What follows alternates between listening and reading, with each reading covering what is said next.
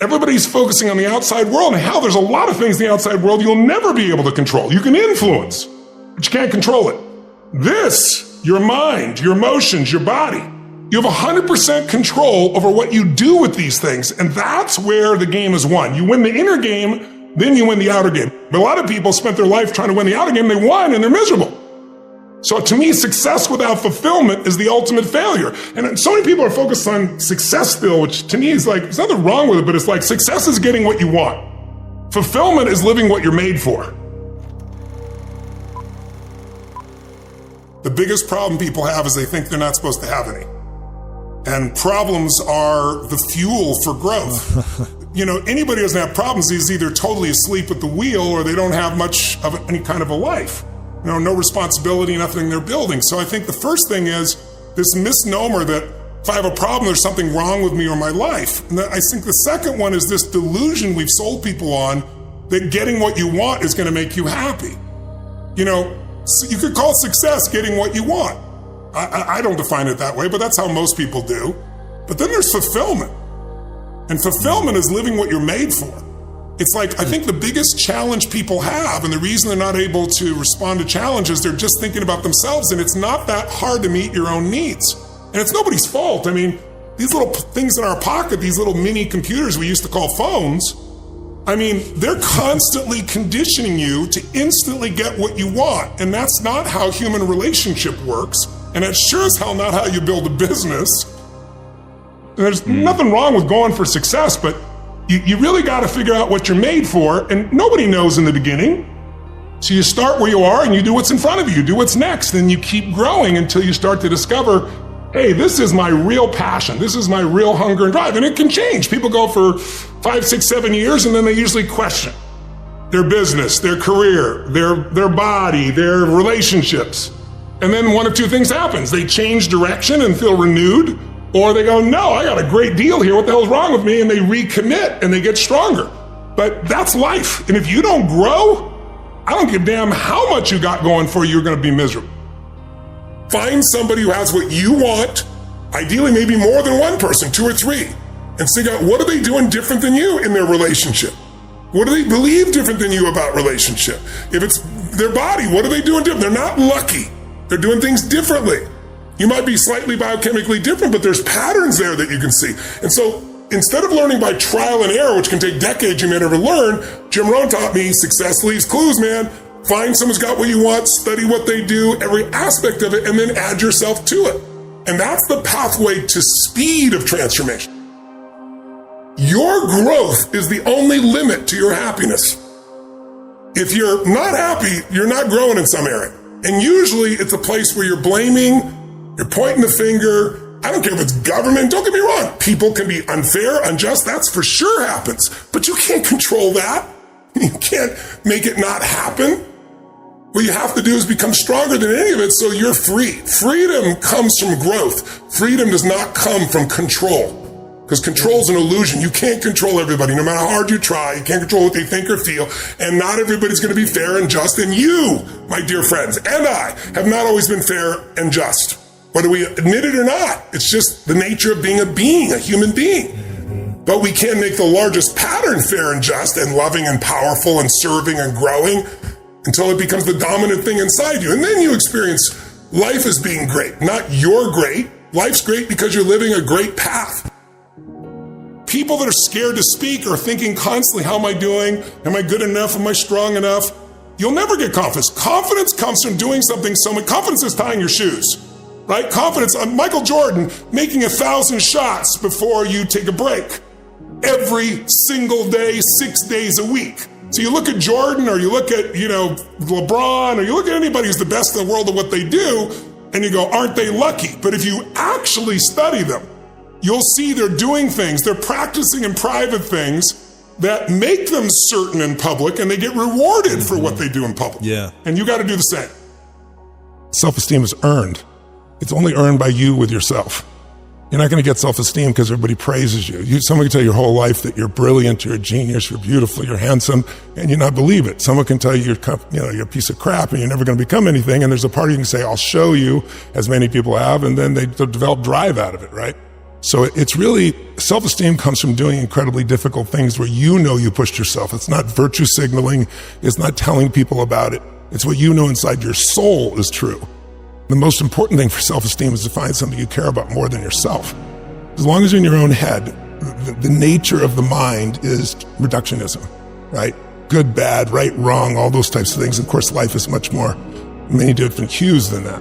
And so when you find something you care about, whether it's your kids or whether it's something, your job, your career, whether it's a mission you have, or it's something you want to bring to the world, nonprofit, it doesn't matter what it is. If you find something you care about more than you won't be thinking about yourself all the time, and all your self-esteem just goes out the window. I mean, it's just, when I hear it, it's just so mamby-pamby BS. You know, you're going to battle with internal things within you and external things.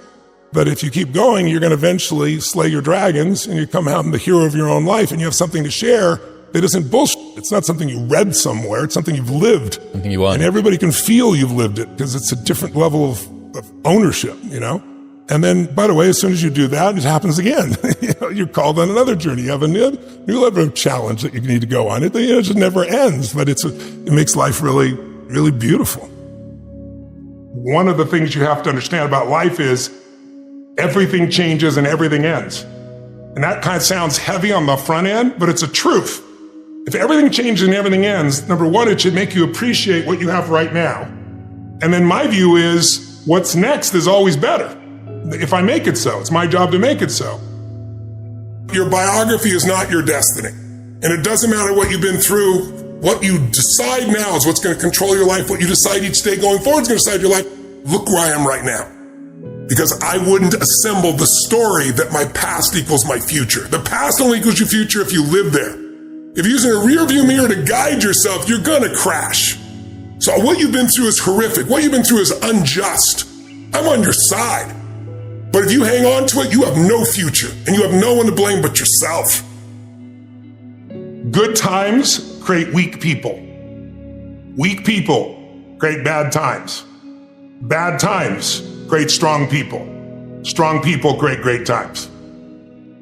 It's good to be strong with yourself, but beating yourself up just lowers your energy. And when your energy gets lower, you produce less, right? You don't have the same level of joy. You don't have the impact that you want to have, nor do you have the excitement that you really want to have. So I look at it, as something that it's worth earning your own self-esteem, but it's really not the secret. The secret is find something else you obsess about more than yourself, and you'll have a level of energy that will compel you over the long term. People ask me all the time, what does it take to be happy?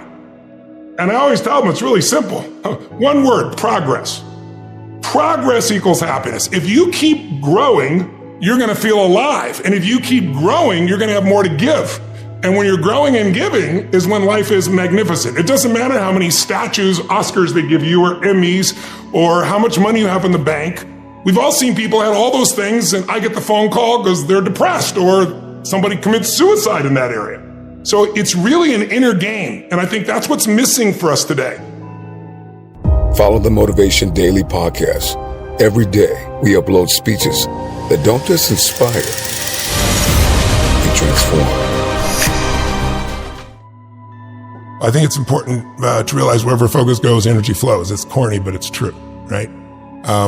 In fact, maybe an easier way of saying it is, we don't experience life. None of us do. We experience the life we focus on. So in any moment, what's wrong is always available. So is what's right. So it's not about being positive. It's about being intelligent, right? You know, when you're in a totally negative state and the world's going to end, and there are people like believing that in the next 12 years, the entire environment's going to collapse and they won't have a child. You got to look at the impact of what you're believing, and you got to look at and say, where's my focus going? I can always be upset about something. I can always find something to be joyous or at least grateful for, which leads to joy. And I think it's having that, learning to discipline your disappointments, not allow them to grow and to move on and to use whatever life has given you. You can't be grateful and fearful simultaneously. You can't be angry and grateful simultaneously.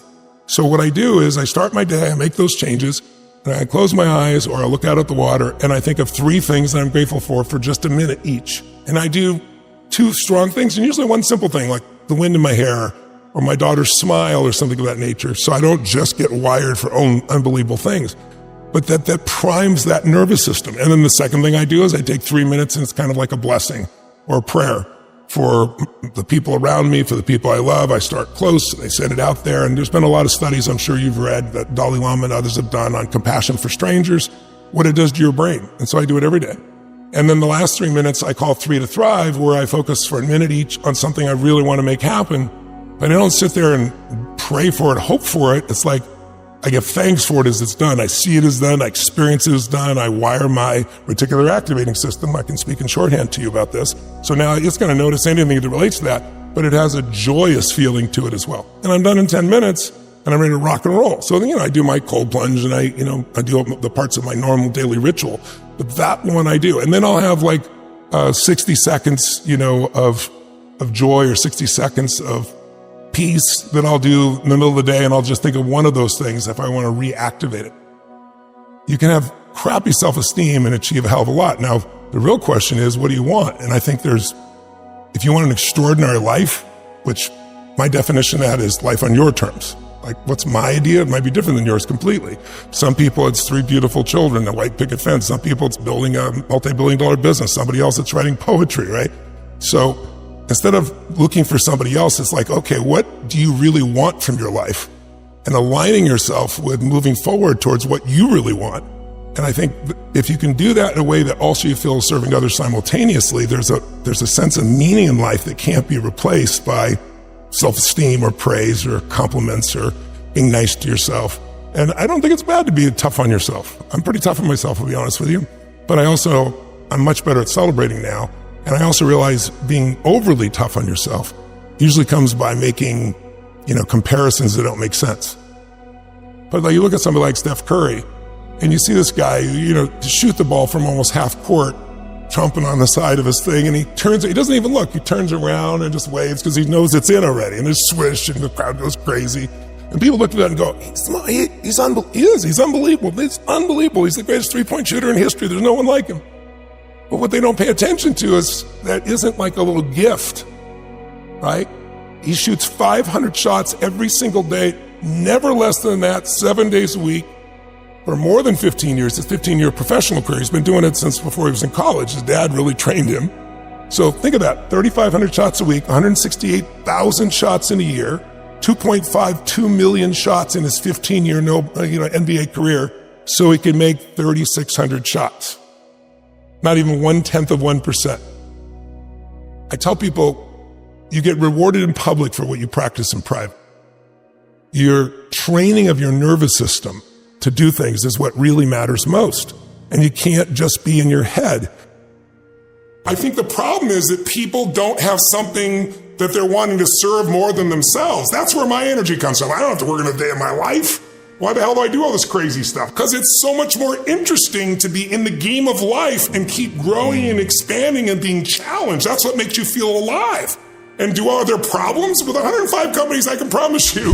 But if I thought my life was supposed to be problem-free, I would be really stressed out. And if I was just doing it for me, I would have stopped a long time ago. It's like, I know you've asked me a lot of times about confidence. You just mentioned it again. Yes. Is it a lack of confidence? No, it's a lack of mission. Right? Ooh. Because what happens is when you have something you want to serve, if it's your child and everything's on the line, you won't come up with answers you'll never come up with for yourself, right? So it's like having that sense of mission. And then I think the next problem is that people think they have to know how. I call it the tyranny of how. You get all excited, I'm going to do this, and then your brain goes, I've never done it before, oh my God, what did I say? I don't know how to do this. And they tend to focus on how to do it. And when you start with how, you're screwed. Most people major in minor things.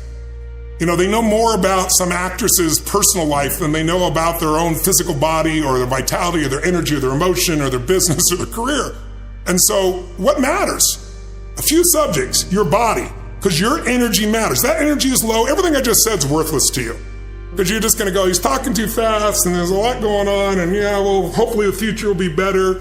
Because when you're low energy, you don't use your full intelligence or ability. The point of the matter is most people, that energy has been lower. So you need energy. You need emotion. If you don't know how to master your emotion, emotions start wars. Emotion creates peace. Emotion gets you laid. Emotion gets you children. Emotion is what can make that business work or fail. And most people don't know how to direct their own emotions. What's another lesson? You got to look at your own financial world.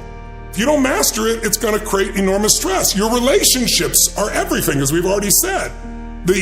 Your business or your career, or hopefully it's your mission. And then there's the spiritual side of life. So you can take a half dozen areas and go, let me find who's genius in this area and let me go learn from them. Let me go read, let me listen to podcasts. Let me be conscious about feeding my brain things that are going to give me not only inspiration, but insight and skill and tools. You know, Jim Rohn used to say, my original teacher, he used to say, Tony, what happens if I've got a cup of coffee here? And he'd say, what if your worst enemy drops sugar in your coffee? What's going to happen? And I'd go, well, you'd have sweet coffee. And he goes, what if your best friend, your mother, your father, your brother, your sister, your loved one drops one drop of strychnine?